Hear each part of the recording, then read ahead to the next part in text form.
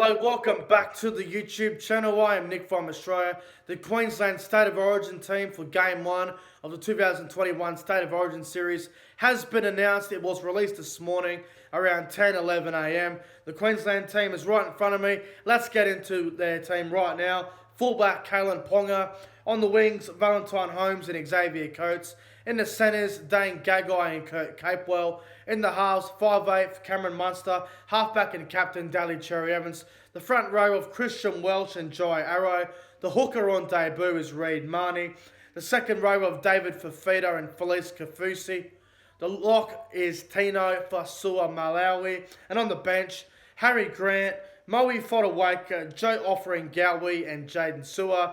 The 18th man is AJ Brimson, and 19 and 20 is Cohen Hess and Kyle Felt. That is the Queensland State of Origin team for Game 1 of the 2021 State of Origin Series. Now, look, we'll go for the team, and I'll give you my thoughts on the Queensland team. I don't really care about Queensland too much because I'm a New South Welshman, even though I do go for the Cowboys in the NRL, but it doesn't matter. You know, I was born in New South Wales, but I support the Cowboys because back in the day, Thurston and Matty Bowen. But you know, the Queensland team, I think they've named a solid team, but I think they could have done a little bit better with the team personally. I think it's a solid team, but they definitely could have done a better job. So obviously the fullback, Kalyn Ponga, which is obviously a no-brainer, but could be a few question marks on Kalyn Ponga. Only played 3 games this year. He's been out with injury.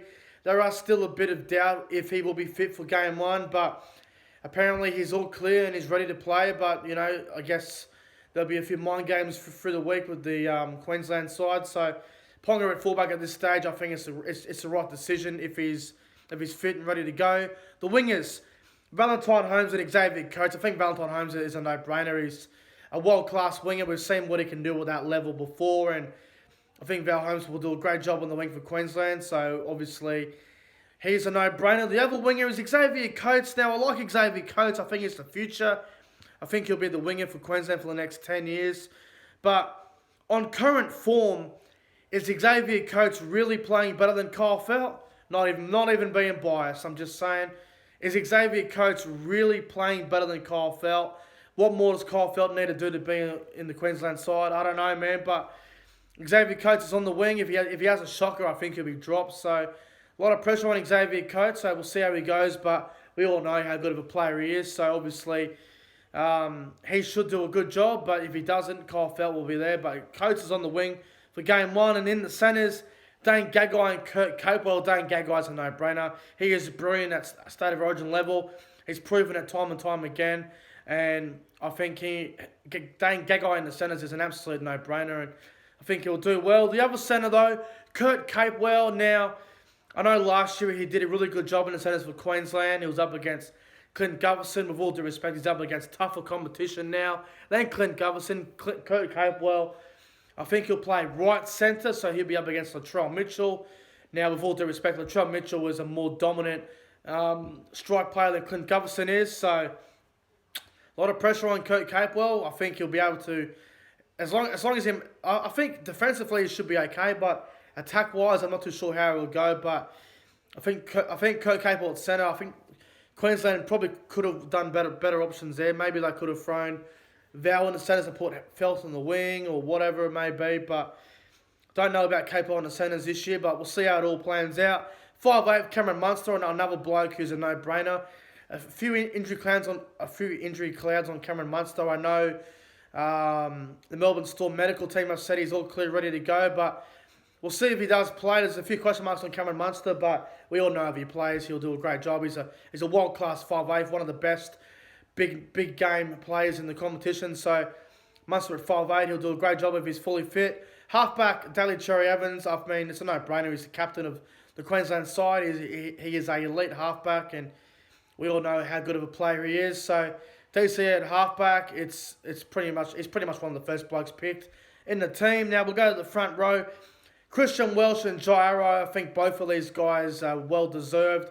Christian Welsh, he is an elite front rower, probably a little bit underrated compared to the other front rowers of the competition, but Christian Welsh is a fantastic front rower, and we all know how good of a player he is, so obviously him in the front row is definitely a good thing. The other front rower, Jairo, he's been coming off the bench a lot this year for South Sydney at Clubland, but we all know Jairo, how good of a player he is, and he's a quality player. Whether you play him at front row or lock, I don't think it matters because he will do the job. Hopefully, some of the New South Wales players can get payback for what Jairo did to Tedesco in Game 3 last year. But in saying all that, Jairo is a quality player and he'll do a job in the front row with Christian Welsh, the hooker, on debut for Queensland. Reid Marnie had done me up. I think it's well deserved. I think Reid Marnie's been the best hooker to start the season. I think he's been outstanding. His defence is great.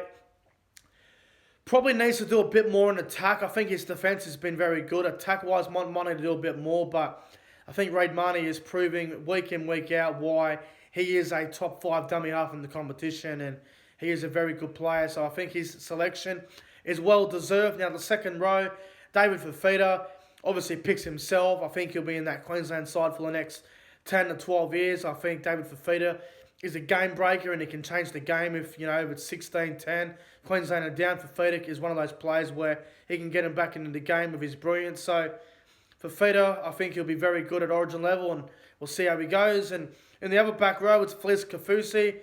Don't know if he'll be playing because he's got to challenge his suspension, but knowing how the Melbourne Storm system is and players challenging stuff in the Origin period, Felice Kaufusi will probably get off and he'll probably play, but I don't think Kaufusi's form has been amazing. I think he's been solid, but he hasn't done anything amazing this year, in my opinion. So he's only in that team for experience reasons. If Queensland had a really good centre, I think Capewell would be playing back row. So Kaufusi's there, and I don't like Kaufusi. I don't really think he's done much this year. So we'll see how he goes on an edge with Fifita. And at lock, Tino Fosua Malawi. I still can't pronounce the last name, but Big Tino, a quality player and a really good forward, and he'll always be a handful for New South Wales. So obviously he's playing lock and he'll be very hard to stop. He'll be very hard to stop for Queensland. And let's go to the bench, the jersey 14.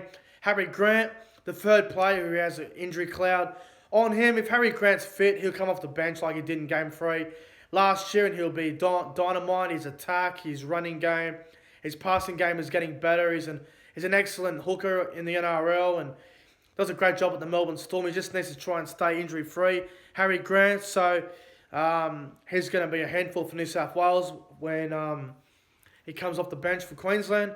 Now, the other front row, Maui Fotuaika. Now, I like Maui Fotuaika, but last year at Origin level, I don't think he did much. I think last year he was a bit disappointing. I said last year that I don't think Mo Fotuaika is ready for Origin level, and I still stand by that comment. He's been playing okay at club level, but don't know if he deserves to be in the team. I think there's other guys that are probably much more deserving, but we'll see how Mo Fotuaika goes for Queensland off the bench. And the other front rower, Joe Offering-Gowie. Now, I'm really happy with this selection.